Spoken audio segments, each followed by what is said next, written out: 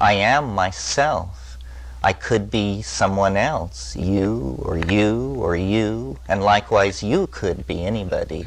Our individuality is a uniquely felt thing, but few people would argue that someone looking down from a flying saucer would probably see us as interchangeable, the way we see ants as interchangeable.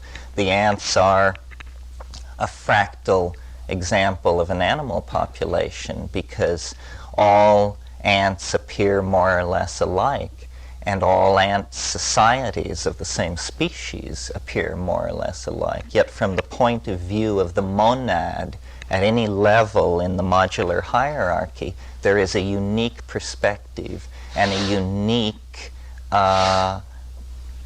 centering process which creates an individuality, a point of view, a self, which is sustained in time. But then when you turn toward this temporal dimension, which the self is sustained in, you discover what I mentioned in another context yesterday, that time also has this fractal quality. 1 minute is rather like another, 1 day is rather like another, 1 year is rather like another, and yet each day, each moment, each year is different. And so there is this strange tension between the self-similitude of temporal flow and also the differentiation in it. But what emerges slowly out of this is the perception that all of these flows, all of these fractals, all of these self-similar processes are embedded in similar, naturally, fractal processes at higher and higher levels of expression in space and in time, so that the universe in its entirety, from Big Bang to heat death or recollapse into another super black hole state, is a kind of tone or a kind of waveform, which is then reiterated on many levels of duration, which are successively smaller and smaller and fall away from the pattern of the primary waveform. And so when you look at the history of the universe on a vast scale, what you see is an initial state of great indeterminacy, an inchoate state of such high energy that everything is just flying to pieces. There is no bonding energy that can overcome the kinetic energy of the system. Then as time passes and temperatures fall, eventually nuclear chemistry is possible. Electrons settle down into orbits around the nucleus of the nuclei of atoms. Then at a still much later point in time, the temperature in the universe in certain areas has fallen to, and the stars have cooked out a more complex species of molecules, carbon, and suddenly very complex structures can arise. And this tendency toward complexification, which describes the history of the entire universe, also describes the history of the 20th century, your life, the past 6 months. All of these processes have this tendency to go toward an end point of extreme complexity.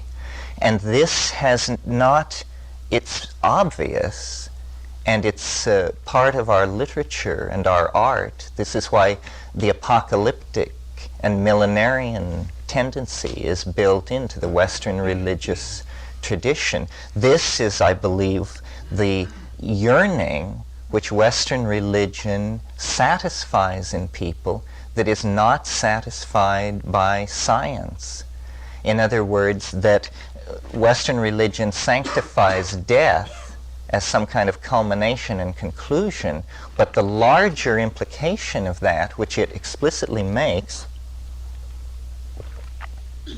is that the whole history of humanity is moving toward an end point, an apocalypse, a momentous event which will cast everything which preceded it in some kind of new light and make everything new and morally exonerate the horror that was necessary to reach that moment. In other words, to make the earth pure and clean and new. And science is not into this. Science's technology may be like a disloyal child of science, which could be captured by the millenarian dream. But science itself takes the view of time so far that it is a plastic medium, but not highly variable on the local scale that we inhabit, and therefore essentially trivial. But this revolution in thinking that begins with Jung's clarification of the notion of synchronicity and then comes up through all the delvings into the irrational in the 20th century, and certainly Jung and Freud's exploration of the unconscious, exonerates a different notion of time, or at least the validity of entertaining different notions of time. Technology arising out of the application of science to the conquest of nature nevertheless is susceptible to millenarian expectations. The French sociologist Jacques Ellul was a radical technological sociologist, and he had a famous aphorism, which was, "There are no political solutions, only technological ones. The rest is propaganda." And this is certainly a radical expression of it, but it may well be true. I believe the Technological Society. It's still in print and paperback. And propaganda is another good one.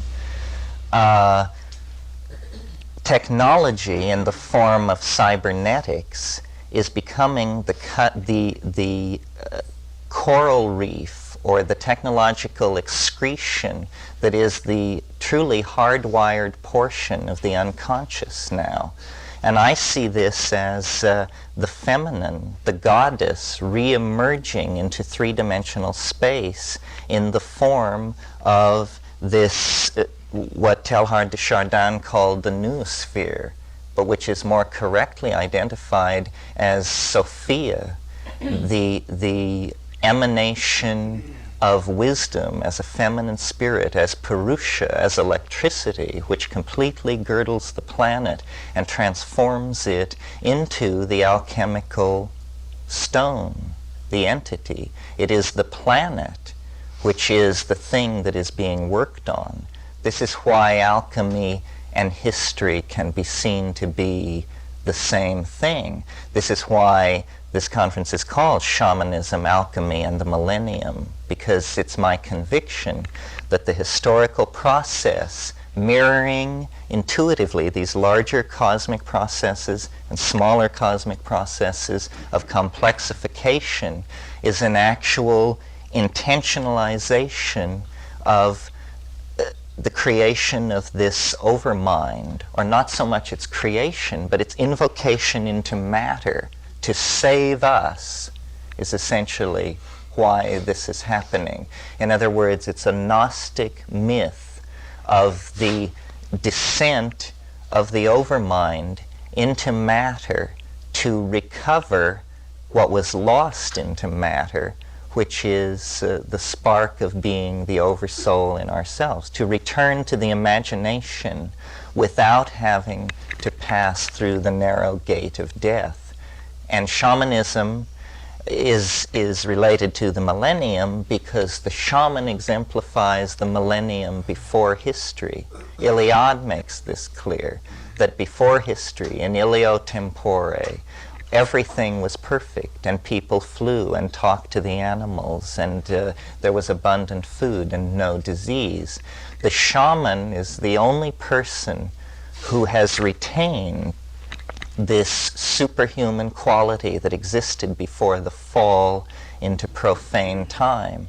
And the shaman, in all of his, her many adumbrations as alchemist, as scientist, as magician, as poet, has been the catalytic enzymatic personality which has sculpted the historical process and led it forward. And it has been mediated by the relationships to plants, which mediate a relationship to an undefinable intelligent force that you can call God or the genus loci or the extraterrestrials. The fact of the matter is that the depth and nature of it can apparently not be known, that it is controlling what is revealed about itself, and that people throughout history have discovered this. It is in fact what religion is in the absence of institutions. And in the presence of institutions, religion isn't. This is why Taoism is so attractive, because it understood and retained the idea that you could be in history and you could still know about the Tao and be in the Tao, which is really to be outside of history. And I think that there may be many ways to do it. What gatherings like this seem to indicate is that discursive thought is being given another chance from having been abandoned for a decade or so. So that this kind of noetic archaeology can be used to try and map out the human condition. The emergence of the feminine in this cybernetic matrix, and Ralph made this point yesterday, is paralleled by these breakthroughs in mathematics. Really, cybernetics is simply a branch of applied mathematics at this point, and will become more so in the future. Space is the void into which this Gaia matrix, this maternal mama matrix, is going to expel the human intellect. It is a birth process. It is traumatic for the planet and for the people undergoing it, but it is natural and it is necessary, and it is important, I think, to have faith that it's going smoothly. We can now see the future in a way that even 15 years ago people couldn't see. I mean, if we keep our ducks in a row, the next 100, 200 years can be seen fairly clearly. All that we have to argue about is how fast you run the movie. In other words, will it be Starflight by 2010, or will it take till 2050? Will we have complete ability to transfer and integrate human consciousness into machines in shared states of group telepathy by the year 2000 or 2025? What is happening is that it's almost as though, it's almost parallel to the situation in Europe when the wars of religion finally dragged themselves out, and where people just finally, the way the late medieval stasis was broken up was people just got sick of it. They didn't have any great moral awakening, you know. They just said, we don't care anymore whether you're a Huguenot or a Catholic or a Calvin, you know. We've just had it, enough already. And I think that this kind of impatience is in certain places already and will grow. That capitalism is very impatient with the stodginess of mass media manipulated so-called democratic societies, and capitalism wants to forge ahead, who knows how humanely, but they do see the potential in the future, and many Western institutions see only the potential for despair in the future. To my mind, the future is endlessly bright, and the things that are going to be done are truly astonishing, but today imaginable, and it is only persistence that will bring them to be. That's why it's very important to preserve through any dark age, whether it lasts months or years, the psychedelic notion, a core of people who understand the amazing creativity that is resident in the human mind, because space is the human imagination calling us forward. Those structures can be built there. These paradises can be erected. There can be a millennium. There is no question about it. Any of you who are fans of science fiction know that science fiction is just a plethora of worlds and cultures and aliens and bizarre political situations. Well, it takes 6 light hours for a radio signal to go from the inner planets to, say, Pluto. And that means that within 12 light hours of the sun, these O'Neill-type habitats, which everybody agrees are technically feasible, could be erected. And that means a fantastic proliferation of experimentation in human social forms. I mean, it's possible to envision the solar system as a kind of human swarm world with thousands of these colony worlds, each pursuing the social dynamics that they had evolved or were interested in exploring, all suspended in a sphere of electronic communication and data transfer, such that they are living in the same day, the same solar system day, because it only takes 12 light hours for light to cross the solar system from one edge to the other.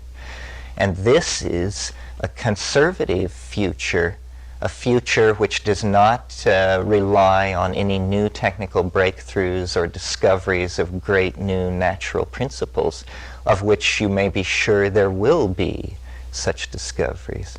So if we can lift the lethal beast off our backs, we can go forward into a future that is endlessly bright. And we've heard all kinds of solutions suggested, from relaxing to dissolving it with analysis and discovering that everything is all right the way it is and everything is working out the way it is.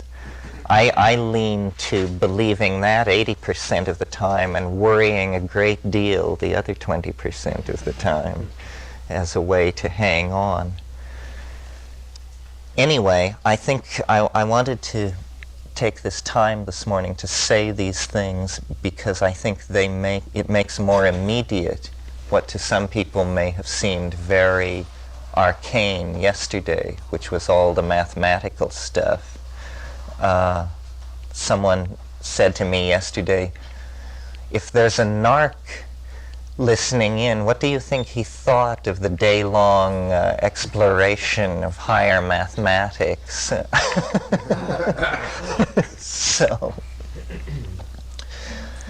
are there questions about this or anything that anyone wants to say?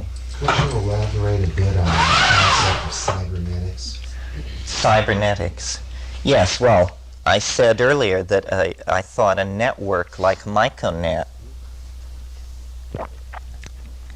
is essentially, MycoNet is this computer network on the source that we have organized for people with interests in this area, where you can log in and then, using a pseudonym, interact in any way you want. In other words, it's a new kind of public or quasi-public space where once you have entered into the network, you are totally anonymous, which means totally free.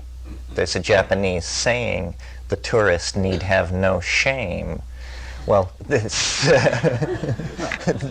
is... No, it's absolutely true. So the tourist on the computer network need have no shame. You can say anything, no one can find out who said it, and so you can speak your mind and communicate freely. That small beginning typing away at the keyboard and sending e-letters to various mailboxes and interacting in this funny way, which is faster than the mail but slower than the telephone, is the beginning of a neural network which in a few years, 4 years, 5 years, will have the ability to process visual data and much more high-resolution forms of data. Even at the present level, you are able to upload papers, and people can download them and read them. You can upload programs which people can run but not download but comment on, or download and comment on. In other words, it creates a kind of instantaneous linking together of people, which, I hate the mechanics of the computer. I mean, I just think it's completely obnoxious. But it's like learning to drive, but it's tougher than that. It's like learning to drive a sports car. But once you learn to drive it, then you can, there are these thrills. And I think that if people will cooperate and actually use the network and force themselves in a way to use it, in other words, don't call somebody, use the email, just make it part of your life, then the kind of community that we produce when we're here at Esalen can be carried over, not at such an intense level, but we won't each fall then back into our own groove. This then is going to be repeated on a massive scale and is being repeated. 9 million computers a month are being hooked into communication systems. And most of these are for the networking purposes of small management groups. This is the new organism which is taking shape, that is the organism which survives. Are electronically linked groups of like-minded people who have clearly defined their goals and are working together to achieve them. By being able to search and find people and then stay in touch with them, we become much more powerful on the socio-political dimension where this kind of progress is made. Okay, so that's one aspect about cybernetics. The more generalized aspect for society is that mind-machine interaction is going to become a major frontier for development and redefinition.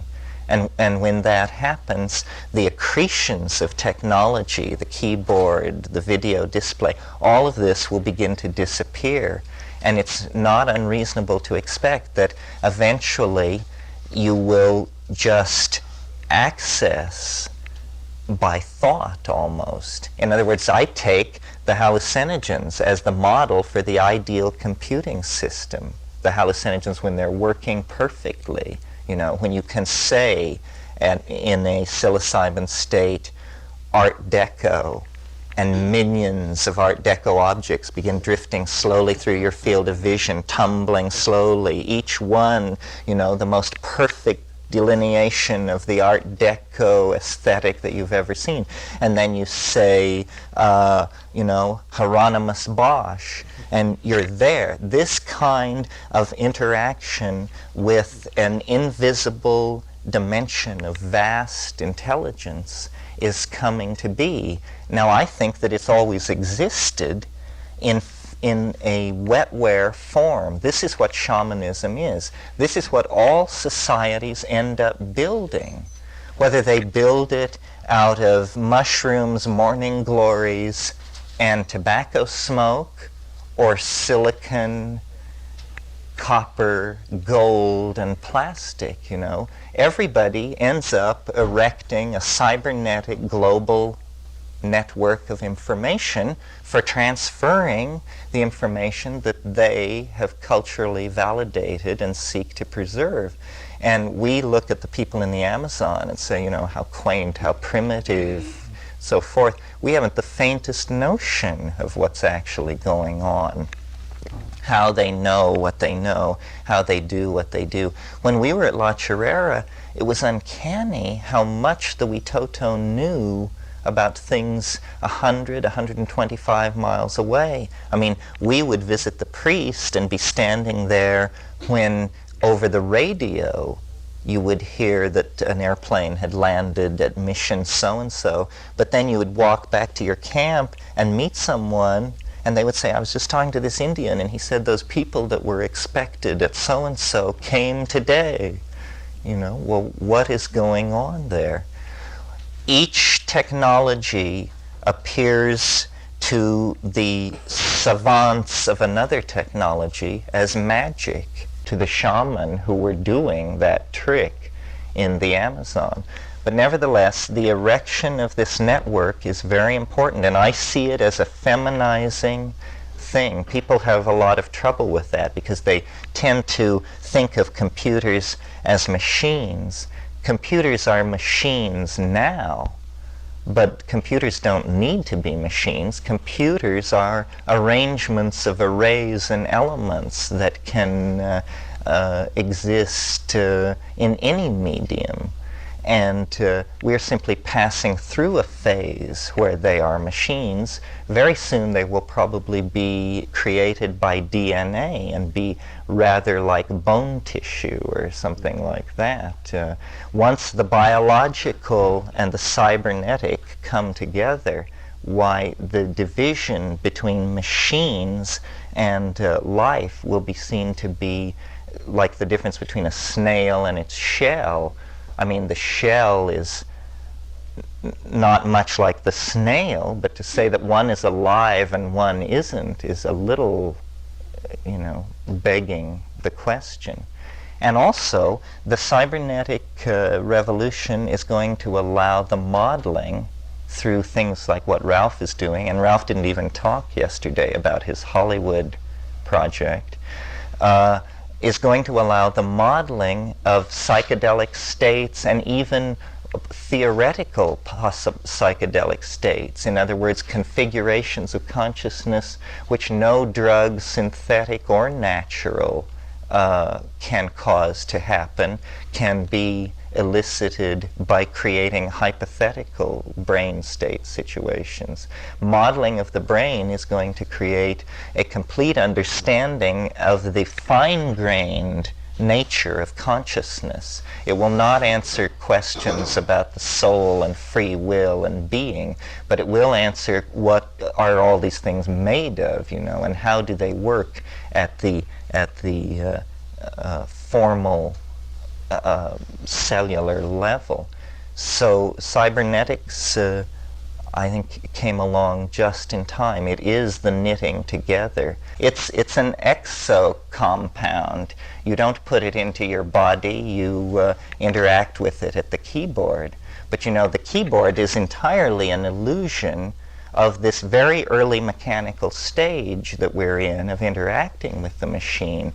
I mean, think how it would be if the keyboard were not there and nothing were there, and just to use a computer would be to sit down and to just compose yourself in a certain state of mind, and then you would be in the network and able to word search the Library of Congress and all of these things.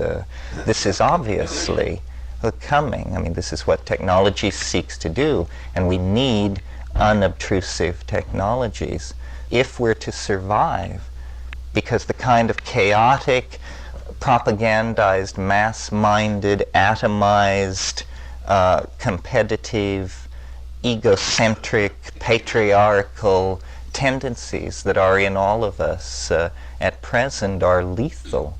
And you know, they're more present in the leadership than anywhere else. So the situation is critical, and exotic solutions must be the only ones that one can put one's faith in, because the logic has outrun itself. The whole mess is a creation of the logical mind. I mean, it seemed so clear back there in the 17th century, you know, the universal rights of man and so forth. But it turned out rather badly, and it's because it was a masculine, one-sided undertaking, as Western civilization had been since the suppression of the goddess and the breakup of Eleusis and the going underground of ecstatic states, where you get in touch with the overmind and get the historical juice, the direction for the historical process. Now this is coming again, but let's hope not too late. I don't think so. I think that it's just going to be a hair-raising, hell-raising experience, but that we will be reborn and that it will come to pass that the human future is secured, perhaps for tens of thousands of years in our lifetime. It has to do with diffusing the political situation, dispersing people through the solar system, and unleashing capitalism in a humane environment, which means an uninhabited environment of unlimited resources, which means nowhere on Earth.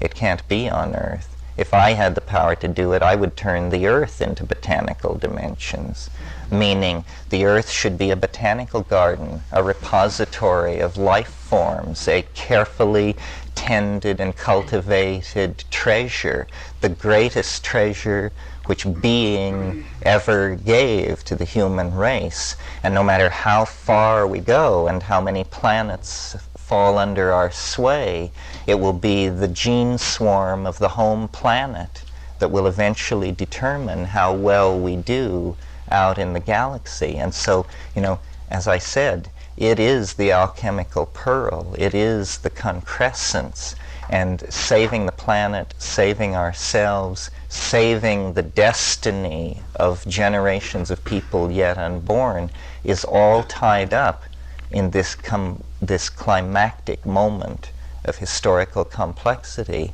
when we not only leave the planet, but leave the primate form that we have been locked in for 1,000,000 years, leave our historical foolishness behind.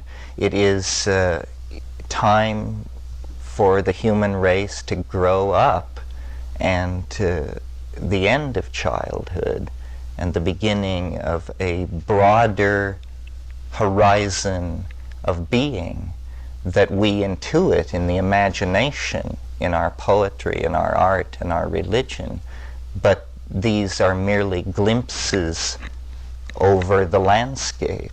And now we have crossed that desert of history, and we're on the brink of these things. There is an opportunity for the millennium.